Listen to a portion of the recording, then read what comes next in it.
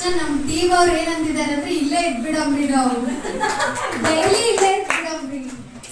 ಇನ್ನೊಂದು ಏನಂದ್ರೆ ಥ್ಯಾಂಕ್ಸ್ ಹೇಳ್ಬೇಕಂತಂದ್ರೆ ಇವರು ಹೆಡ್ ಮಾಸ್ಟರ್ಗೆ ಹೇಳ್ಬೇಕು. ಬಟ್ ಸರ್ ನನಗೆ ನೇಮ್ ಗೊತ್ತಿಲ್ಲ, ದಾವಣ್ಣ ಸರ್ ಅಂತೆ.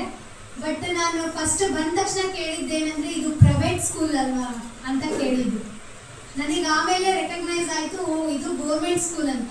ಬಟ್ ನಾನು ಇಲ್ಲಿವರೆಗೆ ನೋಡಿದಲ್ಲಿ ದಿ ಬೆಸ್ಟ್ ಗೌರ್ಮೆಂಟ್ ಸ್ಕೂಲ್ ಅಂದರೆ ಇದು.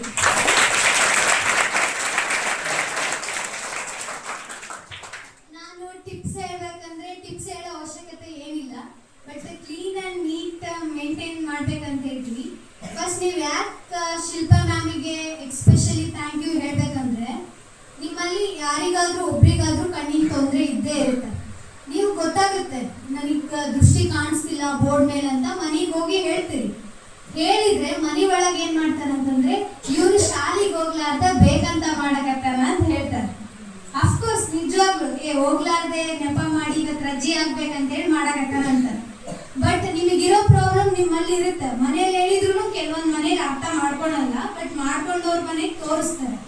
ಬಟ್ ಈ ತರ ಹಿಂಗ್ ಮ್ಯಾಮ್ ಮಾಡೋದ್ರಿಂದ ಎಷ್ಟೋ ಮಕ್ಕಳಿಗೆ ತೊಂದರೆ ಆಗಿರೋದನ್ನ ನಾವು ಬರೆದು ಕಳಿಸಿದ್ರೆ ಅವ್ರ ಪೇರೆಂಟ್ಸಿಗೆ ಗೊತ್ತಾಗುತ್ತೆ.